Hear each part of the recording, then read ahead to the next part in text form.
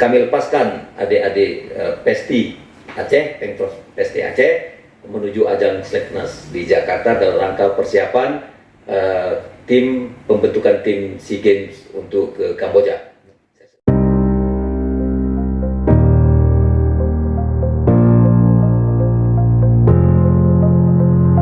KONI Aceh lepas 4 atlet soft tennis binaan KONI Aceh yang dipanggil untuk mengikuti Seleknas SEA Games Kamboja 2023 yang akan berlangsung dari tanggal 9 sampai 10 Oktober tahun 2022 di Jakarta.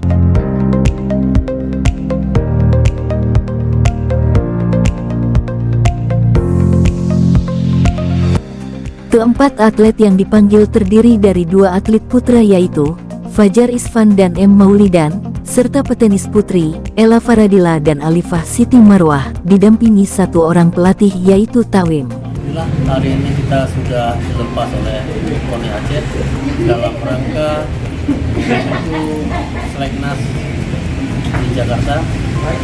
Mereka juga bisa lolos di salah satu dari 5 yang terpilih nantinya. Kami berharap juga doa dari seluruh rakyat Aceh sehingga ada 1 atau 2 atlet Aceh yang bisa berkiprah di SEA Games Kamboja.